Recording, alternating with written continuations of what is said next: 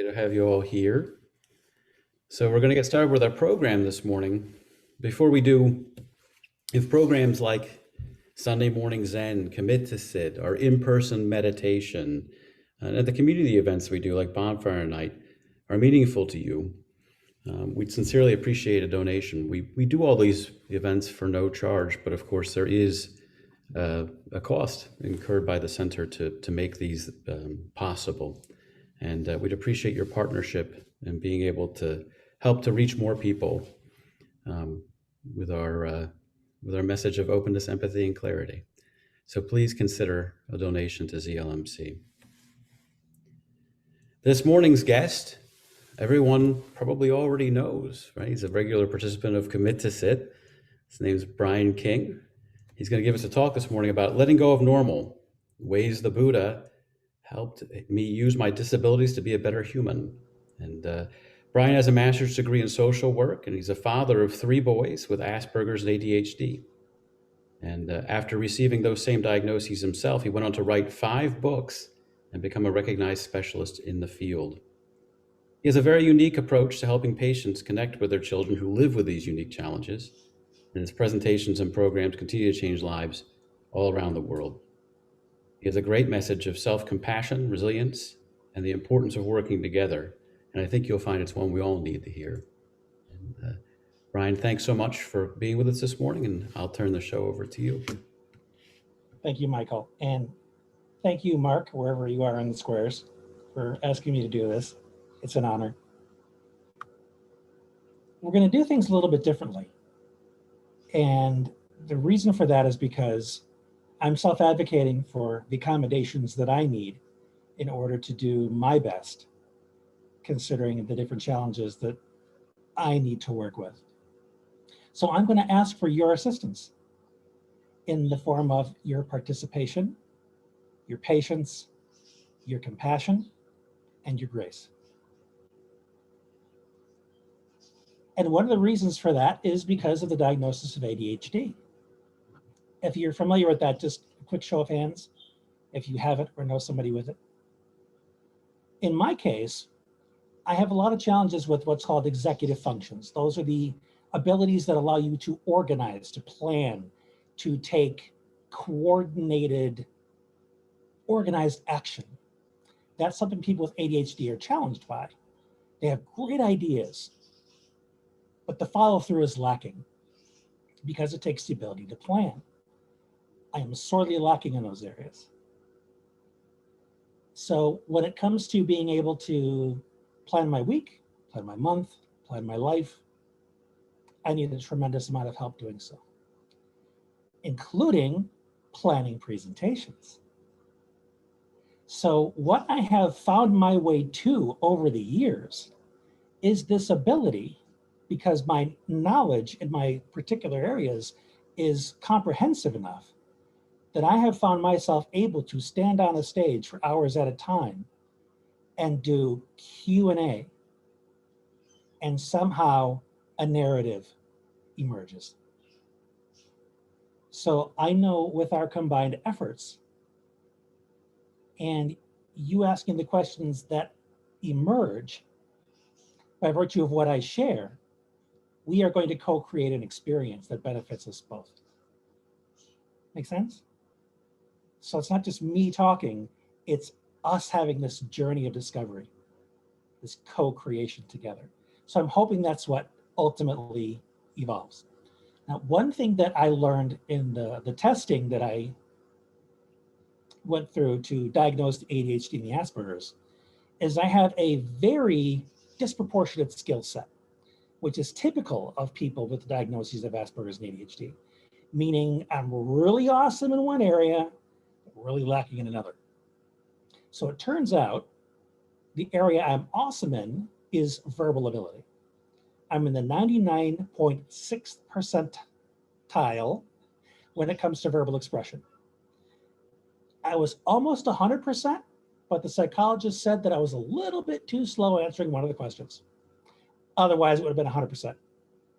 When it comes to my working memory, I'm in the 3rd percentile, which means I can barely hold on to information long enough to use it. So I have a hard time remembering what I know unless something triggers a memory of what I know. So when it comes to sitting down to write a presentation and trying to remember what I know, I tend to draw a blank every time. So I would need to sit down with somebody and say, this is my topic, ask me some questions. And then stuff starts coming out. Or when I'm presenting, I will maybe start with a point I want to make or a question that I'm asking myself, and then the stuff starts coming. It's like pulling out tickets at the deli counter. I pull out one ticket, then the next ticket comes out, but I don't know what ticket's going to come out next until I pull out the first one. So when I present, I'm just as surprised by what I'm saying as you are. And often somebody will say to me, Brian, can you repeat what you just said? And I often say, I don't remember what I just said. And I'm telling the honest to God truth. And so I count on the audience to remind me what I just said. So the engagement begins just like that. So the interactivity is by necessity. It's an accommodation. And it has turned out to work very, very well as far as bringing people into it. So that's what I'm asking for from you as well. It's turned out to be very win-win.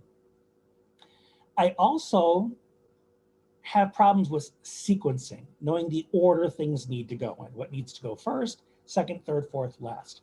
So I remember my own life out of order.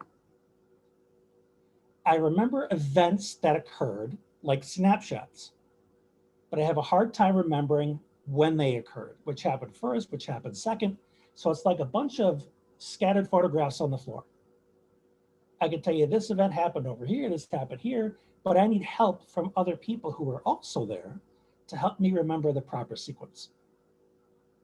So again, sitting down to try and prepare anything, it's difficult to know the order. I got a master's degree. I never wrote one of my research papers in order. I wrote this piece that made sense to write, then another piece. And then when it was done, I would sit down with my mom or somebody else to help me figure out what order the information needed to go in. All of my books were written out of order. I worked with an editor to help me figure out what was the logical order to put all the information in. So that's just to give a little context for how my funky brain works. So as I'm talking with you here, you may see my brain jump around a little bit, and I understand it's a tad crazy making, but I promise you, it's not as crazy making as having to live in this thing. But we do our best, and I'll explain more as we go how I managed to do it. So that's a little bit about the ADHD. Now let me back up to when I was young, and I didn't know I had any of these challenges. Because I'm a child of the 70s and the 80s before these labels existed. And I spent the first 6 years of my life in a Catholic school. It was small, it was very insular, a bit elitist, and I was treated poorly by the teachers and my peers. I was bullied by all of them. I was considered dreamy, lazy, unmotivated, weak, a sissy, very emotional, very easy to tears, very sensitive to criticism. And I was held responsible for all of my shortcomings. I was left out by the boys because I was clumsy. I was picked on. I was made fun of. It was just merciless. I felt miserable about myself. I felt like I was worthless. And one thing that was kind of funny, and I don't know if Buddhism has an explanation for this, but I'm curious. Whenever I would bump up against this idea or this thought that there was no point in going on, what's the point? I'm worthless. I'm just in the way. Why bother?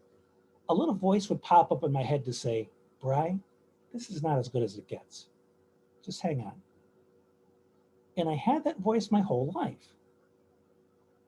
And lo and behold, after some period of time, a bodhisattva of sorts would show up in my life. Somebody who would see me through the noise and extend me some compassion. And I remember in third grade, when I was sitting there confused and lost in this fog of Asperger's autism spectrum, ADHD, not knowing what to do in an art class when everybody else was up and bouncing around and getting their supplies and following directions because they knew what to do. And I was sitting there. Here comes the art teacher sitting down next to me, quietly, patiently, showing me what to do. I didn't feel rushed. I didn't feel criticized. I felt seen and understood. In that moment, I felt like it was going to be okay. Moments like that can be so powerful and almost help you forget that all of the suffering that took place before that might as well have not happened. It's amazing how powerful those moments can be. Because when you are filled with the experience of the present moment, that's all there is. I don't know if you've ever had that experience, I'm hoping you have, where you get so swept up in an experience that might as well be the only experience you ever have. As long as, of course, you let it go. You savor it, you let it go.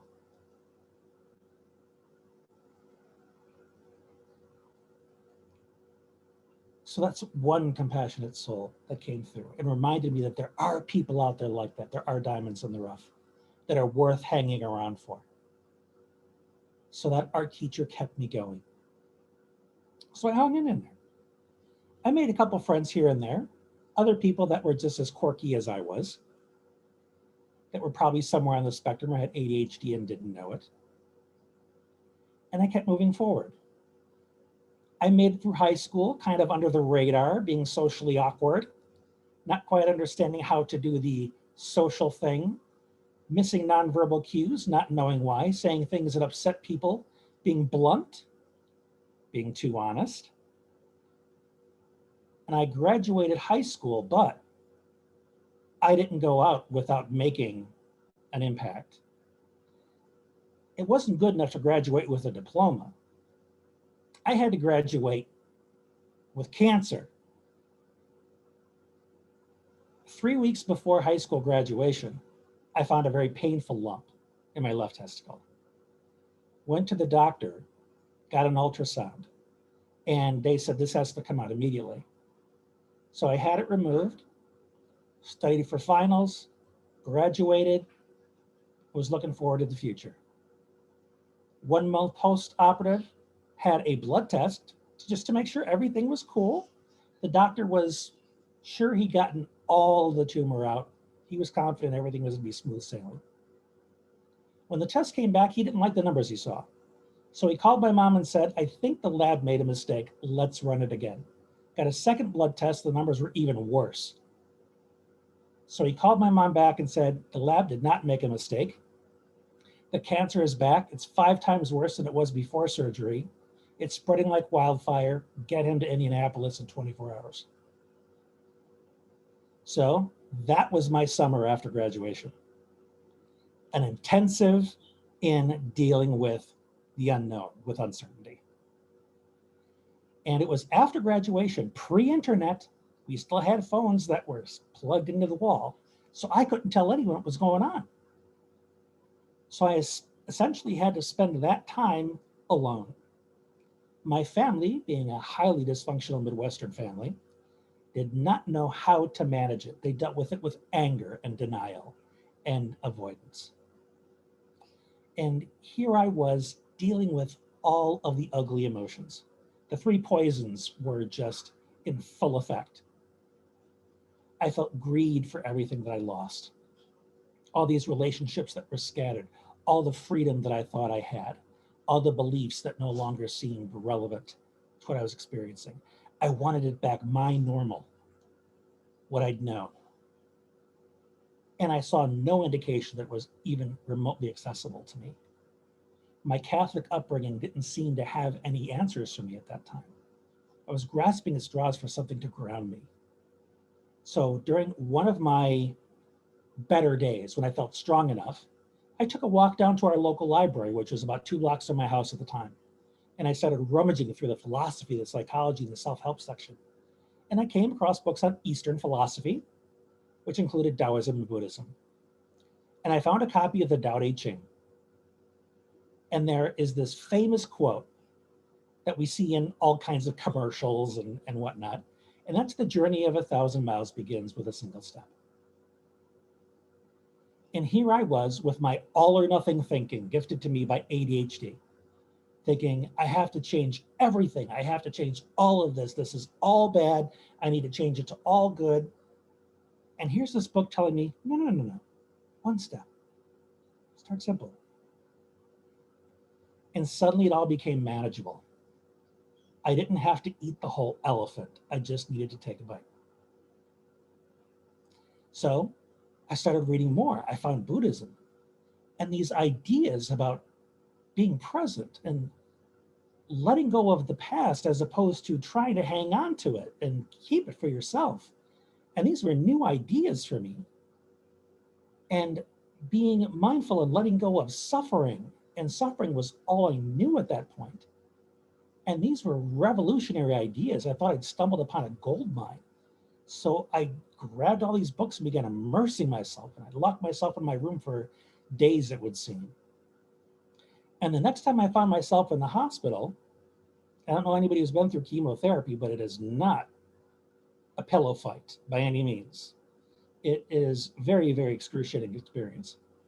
There was one day I was in the hospital and I was in so much pain, it felt like my skin hurt. I mean, everything hurt.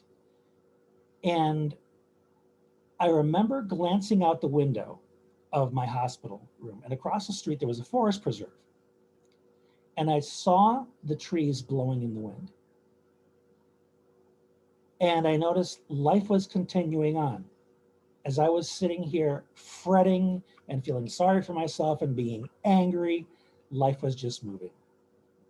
And I remembered the things that I was reading in the books on Buddhism about letting go, about following the breath, about being mindful. And I thought, hey, let's give this stuff a shot. So I closed my eyes, and for the first time, I followed my breath, allowed myself to be present with my breathing, and my pain lessened. And that was my first experience of mindful breathing and realizing the power of being present in that way.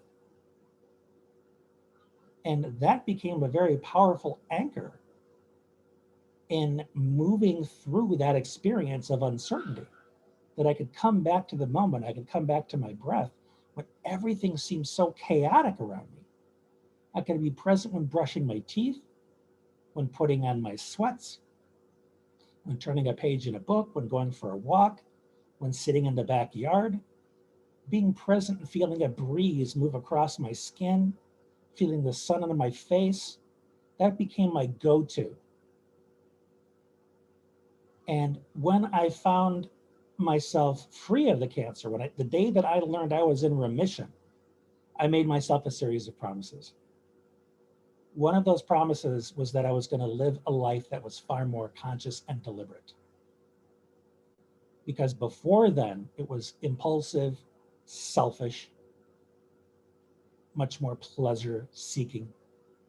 Now, I wish that I could tell you that I fulfilled all of those promises with, abandon, and it was all perfect, but I stumbled, I fell, I got off track, I made mistakes. And then in the early 90s, I decided to take it more seriously and find myself a teacher. And fortunately, I found my way to a Zen master in Evanston, Illinois. His name was Robert Langlois Roshi. His Buddhist name was Kongo, which meant diamond. And he unfortunately has passed away. But this was the early 90s, and I studied with him for a few years, took Jukai, and he gave me the Dharma name Sozensho, which means it's in my nature to reflect or contemplate. And anybody who follows me on Facebook knows that I have a tendency to look deeply into things. And then I share whatever I come away with. And I love Bertie Glassman's way of looking at it. Says, well, these are just my opinions about things. That's how I think about it. This is just how I see it. I don't know that this is the truth. It's just my opinion. So it allows me to have a much looser relationship with whatever I come up with, less attached to it, so that I'm freer to discard it if something comes along that feels much closer to the way things actually are. Just gotta check my notes here really quick. I just had a working memory lapse and forgot the point I made because I took my eyes off what I was saying and looked at my notes, and what I was talking about went like that. So who can remind me what I was talking about? Bernie Glassman. Okay, and he was saying, It's just my opinion, man. yeah, I need a cigar to help anchor me. Brian, you were also talking about studying with Tango Roshi and how he gave you a Dharma name of Sosencho? Sozensho, yeah, Sosencho. it is in my nature to contemplate and to reflect. Yeah.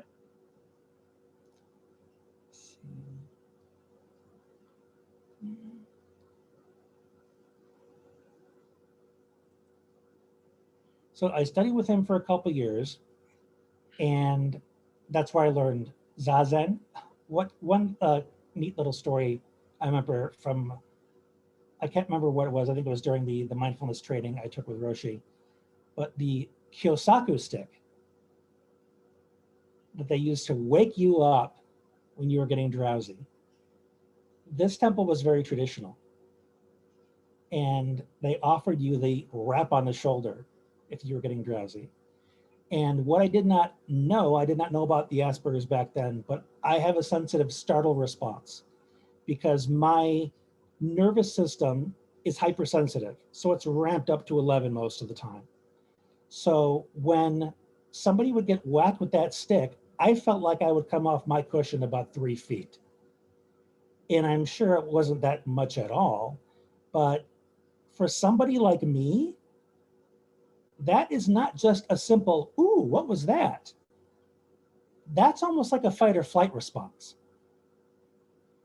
So it was difficult for me to bring myself back down after that. I felt panicked after I heard that whack.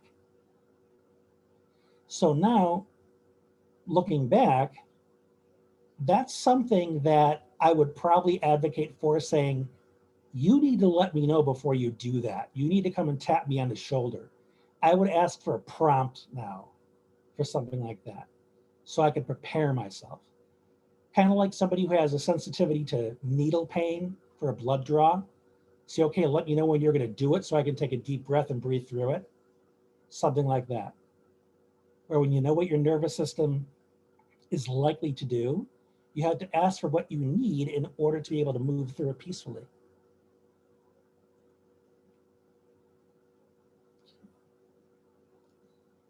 I want to read a quote for you. It's just live that life. It doesn't matter whether it is life or hell. Life of the hungry ghost. Life of the animal. It's okay. Just live that life, see? And as a matter of fact, no other way. Where you stand, where you are. That's what your life is right there, regardless of how painful it is or how enjoyable it is. That's what it is. Maizumi Roshi said that. Just the life you're living, whatever it is. Pain, pleasure, sadness, happiness, all of it. We are encouraged, especially in this culture, to seek pleasure and avoid pain. It's our default setting as people. We want pleasure, we want to avoid pain. But when you live with chronic conditions, or when you live the human experience, what's the first noble opinion, as Bernie would say it, or the first noble truth? Often mistranslated as life is suffering. No, life has suffering. There is suffering.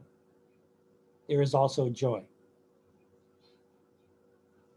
My understanding from my studies is that it's not really suffering that the Buddha was talking about. It's more dissatisfaction. It's more, I don't wanna, or I don't prefer this. And yet our preferences don't dictate what life gives us. I prefer not to be in pain every day. So far I haven't gotten what I want. Not for many years now. So I have to deal with what my life is, not with what I want my life to be. As John Kabat-Zinn referred to it, the whole catastrophe. How do you live with all of it? Well, you realize that it's all valuable. It's all yours. They're all there to teach you. In fact, there's another quote here I want to read you from one of my favorite authors, Charlotte Jokobeck, who I believe she's also a student of Maizumi Roshi. Yes. It's surprising how many of my favorite authors came from that lineage. And I had no idea. And I eventually found my way to Robert. How serendipitous. But she wrote, life always gives us exactly the teacher we need at every moment. This includes every mosquito, every misfortune, every red light, every traffic jam, every obnoxious supervisor or employee, every illness, every loss, every moment or joy or depression, every addiction, every piece of garbage, every breath, every moment is the guru. One thing I remember sharing with Roshi during one of our discussions is that I think of every diagnosis I've been given as a teacher. It's not just a label. It's there to instruct me. What lessons I take from it are up to me because I am the author. Whenever I hear someone say there's a reason for everything or there's a purpose for everything, I question that because my current understanding of the universe is that it doesn't single me out in that way. It doesn't say you have a purpose. It doesn't say there's a reason I'm making this happen to you. I don't think the universe is personal like that. I think the universe has its rules. I'm part of that flow of things.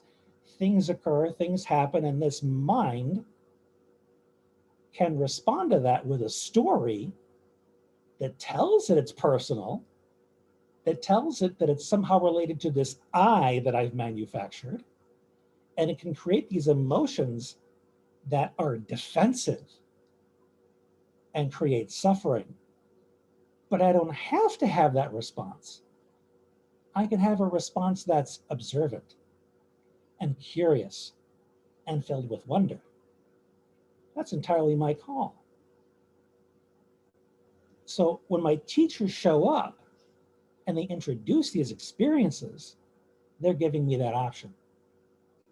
Can you observe it and let it flow? Can you let go of it and depersonalize it and have the experience? Or do you want to grasp it and fight with it and argue with it and wish it away and cause suffering? More importantly, once you've learned to do this for yourself, can you generalize it to others? Because I'll tell you, when I was more able-bodied, with the motor that runs in somebody with ADHD, I was the one who was always walking the fastest, telling everybody, hurry up, come on, we're in a hurry, the movie's about to start, what's taking you so long, slowpoke? Now I'm the one who's coming up the rear. I'm the slow one. Because one of my physical disabilities is a condition called Ehlers-Danlos Syndrome. It's a genetic condition that makes my collagen weak. Collagen is basically the main glue material that holds all of your tissues together, including your ligaments and tendons. So mine are very stretchy as opposed to very taut. So my joints stretch more than they should. I'm sitting in a recliner right now with my legs elevated because by virtue of the poor collagen, it means my blood vessels are too stretchy. So the circulation on my legs is poor and the blood doesn't always move back up like it should. And my legs are always in pain, especially my feet. If they're not elevated, they get worse. It's very difficult for me to hold my body upright because my joints in my spine and in my trunk are so unstable that the muscles fight to keep the joints stable and exhaust themselves. So I need to support my body by leaning back a little bit in the chair. It's hard for me to drive for that reason, because I can't hold myself up long enough to complete the trip. I need to be able to lean back on the chair and relax. So walking even short distances can be exhausting. Sitting up in a restaurant, sitting up and watching TV. So it's been extremely humbling to have to pace myself, to have to learn to be patient instead of always being in a rush, and having to learn that there's no hurry, that all of this future stuff that I thought I needed to be in a hurry to get to, I couldn't get to if I wanted to, because my body just won't. So I need to learn how to let go of that and make peace with it and make friends with now. And once I'm able to do that, it's so much easier to extend others the same grace. So when they're beating up on themselves, sorry I'm late, I'm bad at keeping track of time, please forgive me, and they see that I'm not the slightest bit upset. And I tell them, you know that experience you just had of being late and beating yourself up? I do the same thing. And you know why I do the same thing? Because I'm a human being. Not because I'm a dummy, not because I'm a screw up, not because I'm incompetent, or any other word we use to chastise ourselves because we're less than perfect. I do those things because I'm human. And whether disabled or able-bodied, the one thing that connects every single one of us is our shared humanity. So when we see all of these things that divide us, and man, are our leaders good at that? Let's divide ourselves by religion today, or by our ancestry, or by our skin color, or by our political affiliation. Never talk about what brings us all together. The fact that we are all sharing the human experience, which involves suffering, but also involves compassion, also involves the facts that we need each other. And it's not a matter of whether we need each other or not, we do. Let's look at the concept of emptiness, one of the more elusive concepts. My favorite explanation of it comes from Thich Nhat Hanh. And he explained it as this. He says, when you look at a flower, he says, a flower is made entirely of non-flower elements. He said, if you look deeply into a flower, you cannot remove any single atom and say, ah, that's a flower atom. That's the essence of the flower right there. No, you're going to find that it's carbon or oxygen or something else.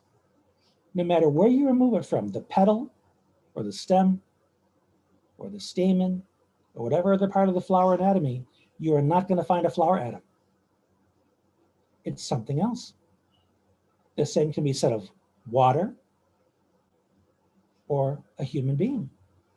Where can you remove an atom from a human being and say, ah, that's a human? We're all made of something else. We're connected to each other. We're connected to the trees. We're connected to the air. We complement one another. I am because you are. Everything I'm saying is because we are together. I could be talking to myself, but I wouldn't be saying these same things. You are as responsible for what I'm saying as I am, and I thank you for that. The life I've lived has a lot to do with the people I've encountered and learned from. The person I am right now, the person I'm becoming, is because of those who've taught me, those who've challenged me, those who decided to share their wisdom with the world. the person I am right now, that's who I am. The name conveniently ascribed to me is Brian King. But if you would have talked to me a year ago, I would have been a very different person. When I started my Buddhist path, I had a lot of arrogance. You know, I was going to be enlightened and I was going to do this and I was going to do that. I'm in a very different place. Even when I first met Roshi about 5 years ago, I had aspirations. But the more that you allow the path to humble you and get you in touch with your own humanity, the more you realize that the work is simply to be more human, to be more present, to be more loving, to be more kind, and just hold space for another person to be more loving and gentle and kind with themselves. And the work begins by being able to extend that to yourself. And when you have an imperfect moment, you're sick, you're aching, you're feeling vulnerable and fragile, to just look at it and say, yeah, you're having a human moment. How can I be kind to myself? How can I extend myself some compassion? How can I see this through? There was one time where I was having a flare. It's the word I use when my symptoms are exacerbated for some reason. And I spent a weekend in bed with, best way I can describe it is bone pain. It's typical with Ehlers-Danlos, when there's inflammation and all the joints hurt. And there wasn't a whole lot that could be done. I took all the pain meds and they weren't really working. It was just something I was going to have to endure. So I laid in bed for that weekend and I just had to breathe through the pain and it was awful. But what I remembered was, and I just kept telling myself, this is temporary. I remembered what the Buddha taught about transience. Temporary could mean a few moments, or it could mean a few days, but it's still temporary. And the most accessible reminder of temporariness is the breath. So I focused on my breath over and over and over. That was my anchor for the entire weekend. I spent all day just breathing, breathing, breathing.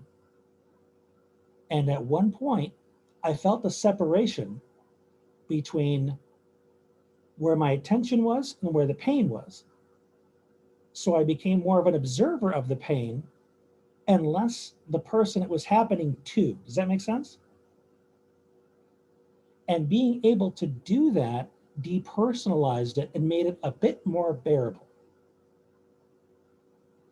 And when you're able to do that, you can coexist with suffering in a way that you're aware of it, you're compassionate towards it, but it's not something that's happening to you or being done to you, even though it may be occurring in the body you inhabit.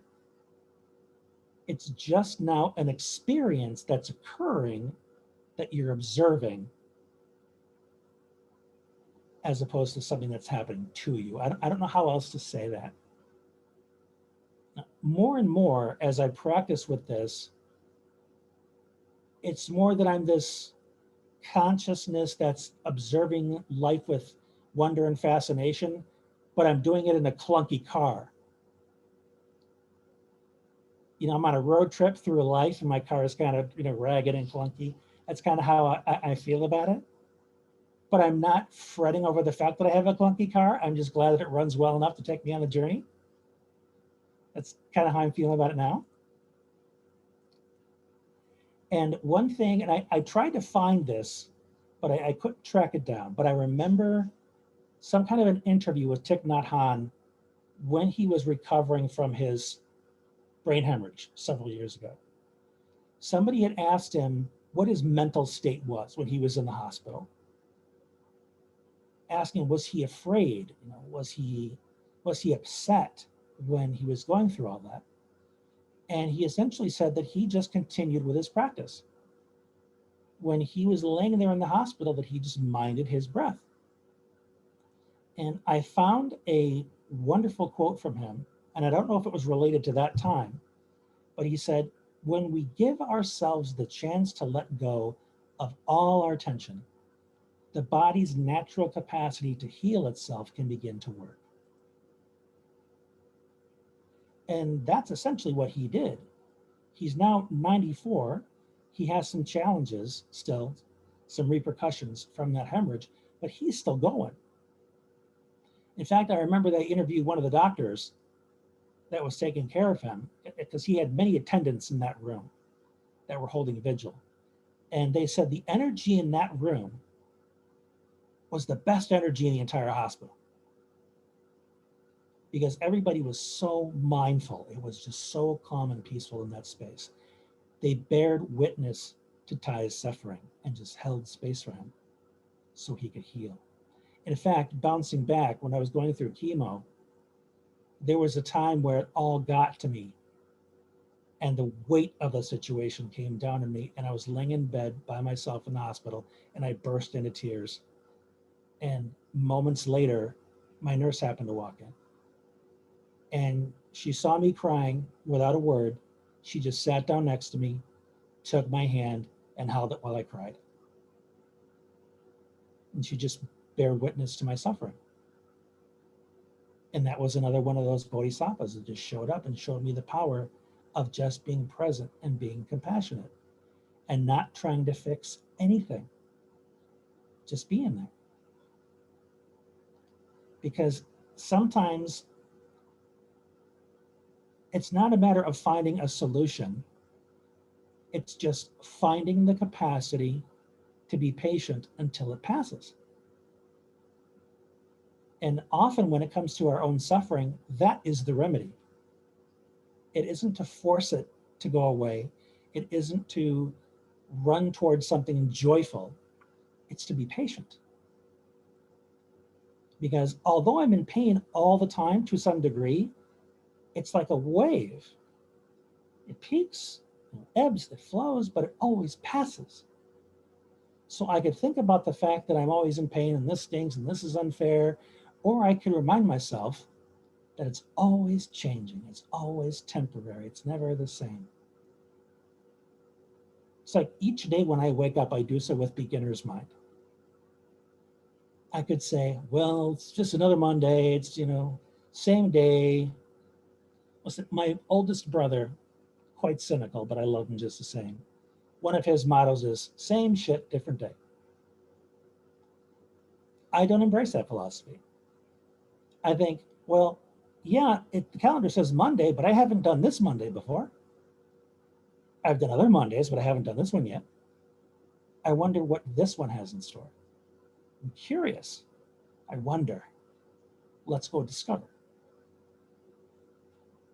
And I don't know what my body's going to feel like. I know what it feels like now. Maybe it's a little bit more tired, but I don't know that it's not going to wake up. Maybe it hurts, but I know that it's not going to feel better. I want to see what happens. And when you have a body that's as unpredictable as mine, who knows?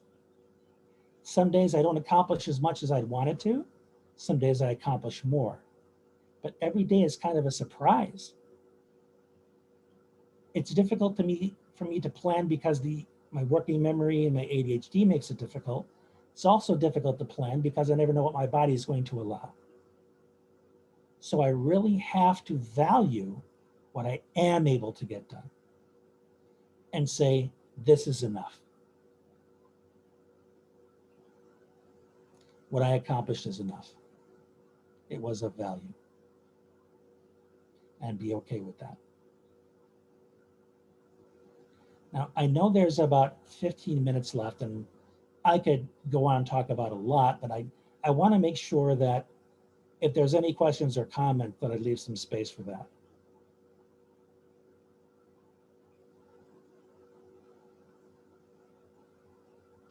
Brian, I'm so glad you said yes.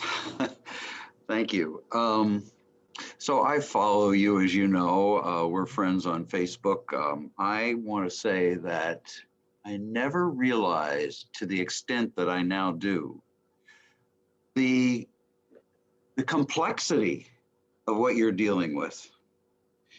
And I want to say that it never struck me that I'm not disbelieving your ADHD, but the presentation of self is not one of ADHD. As you have presented today, for example, I found myself thinking, golly, I wish I could, and I've been a presenter professionally my whole life. I thought to myself, I wish I could present as fluently as this guy's doing right now. That's the verbal ability. That's the 99.6 percentile, and that throws people. Yeah, but Because you had to organize it. You did organize it. once I started talking, but if I had to do it otherwise, my brain is. So thank you. Thank you. I appreciate it. Brian, you have a couple of kids, right? You I have children? 3 boys. Yeah. And can you talk a little bit about the experience they have now versus the kind of experience you had so many years ago? Do you find are the schools more accommodating? Are teachers more accommodating?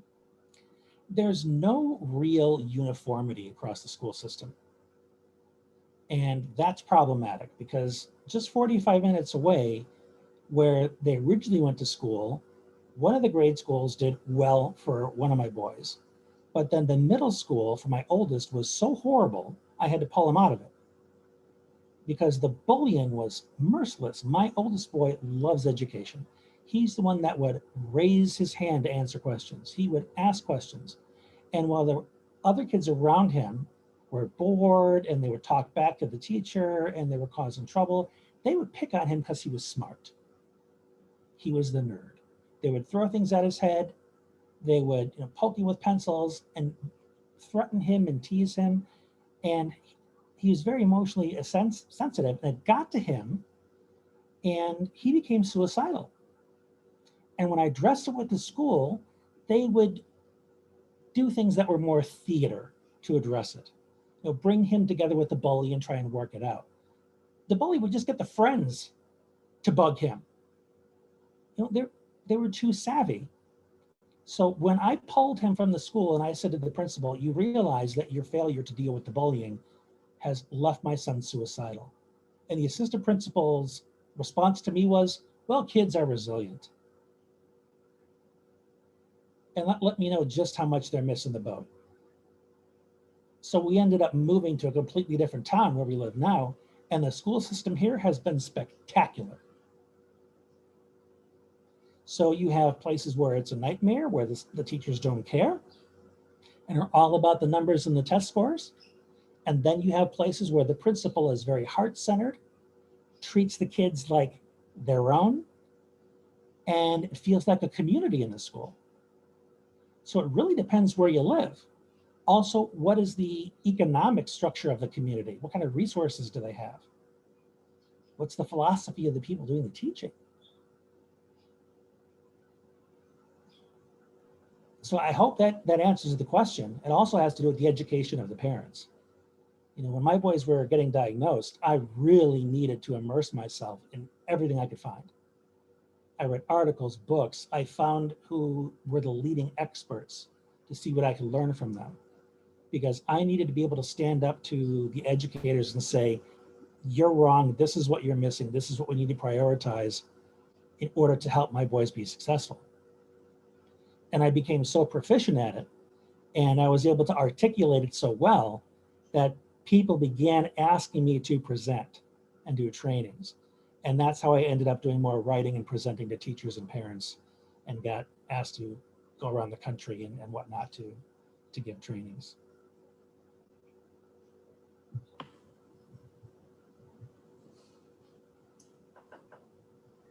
Brian, can you, when I was listening, first of all, I'm very moved and I'm so grateful that I was here, and I've already thought of 3 or 4 people that I want to send this video to. Can you address how you experience maybe the benefits of vulnerability as you've gone through and continue to experience this journey? The benefits of vulnerability is I get out of the way immediately any pretense that I have to prove anything to anyone. Because I show up and I say, look, I'm not good at everything. I'm going to make mistakes. And that's the way it is. When I think of emotional vulnerability, because I do social work by profession, I think of it as an invitation. You know, I'm approaching somebody with an open heart and I'm inviting somebody else to join me in that space. I'm letting somebody know I am offering you my heart open and telling you, I'm trusting you not to hurt me with my heart. And I'm asking you to trust me the same way. So as a leader, I need to go first. I'm not going to ask anyone to do something I'm not willing to model first. And because I am at a place within myself where somebody can't hurt my vulnerability, because how I feel about myself is not dependent upon how they value me. You know, one thing I wish for all of you is that you don't care what other people think of you. So if I offer my heart to you and then you piss all over it, I'll just say, okay, I extended an opportunity and that's what you did with it. All right then, now I know. And I go on with my day. Because that was a temporary experience. One experience in an infinite string of pearls. It's not one that needs to define the entirety of my life in any way. I can keep moving forward.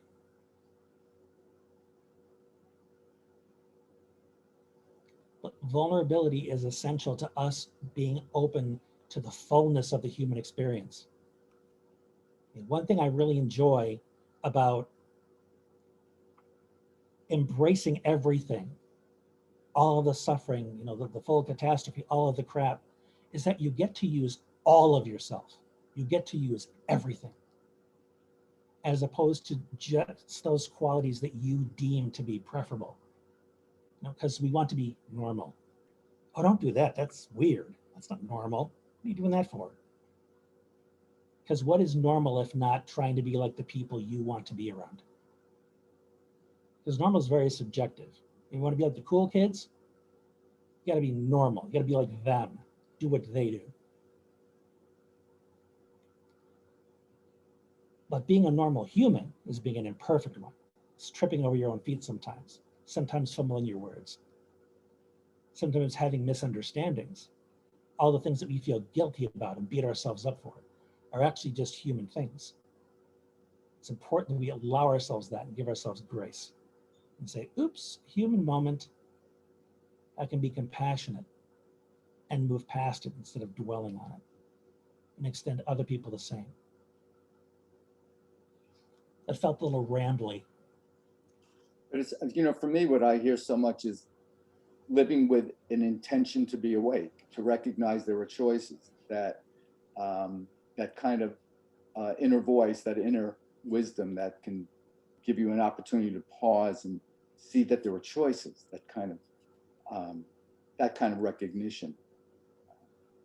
Absolutely. That's absolutely correct. And that's the practice.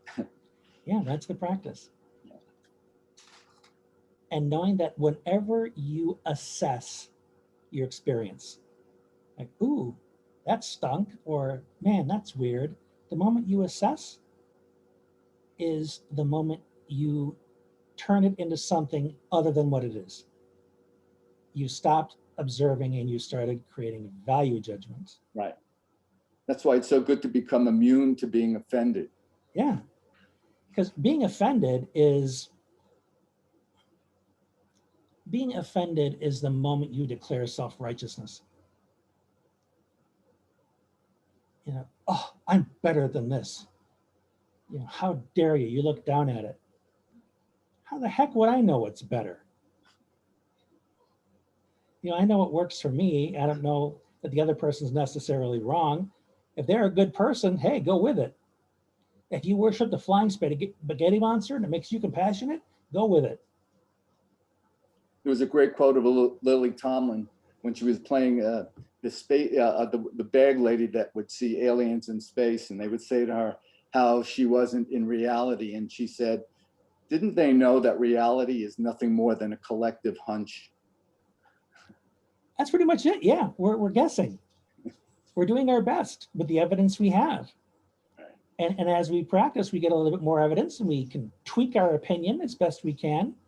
And if the time arrives where we no longer get the results we were looking for, we tweak it again. We're all just doing our best. And we make adjustments. And anybody who pretends to have it all figured out is kidding themselves, and they're suffering as a result. And we can't change their minds. We can't fix them. We can't tell them they're right or wrong. We just walk the path. We do our best. We be human with them. We can invite them to join us in our peace, in our presence. And if they choose to join us, they can. If they don't, that's okay too. Because they're walking their path, we're walking ours.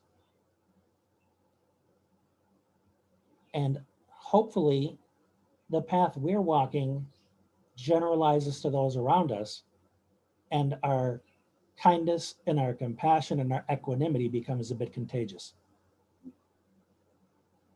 So that who we become and how we show up becomes our legacy to the people around us. So I'll leave it at that. Thank you very much. Well done, Brian. Brian, how do you spell Darwin? Sorry. It's the voice of God.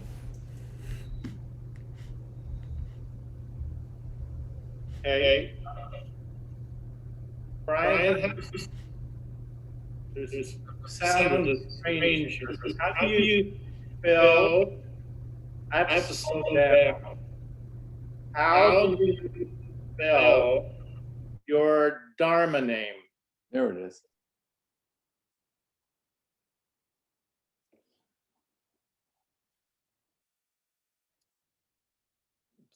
My sound is strange. Brian, you're mute. Muted. Yeah, you had an echo there for I put it in the chat so you can see it. Okay.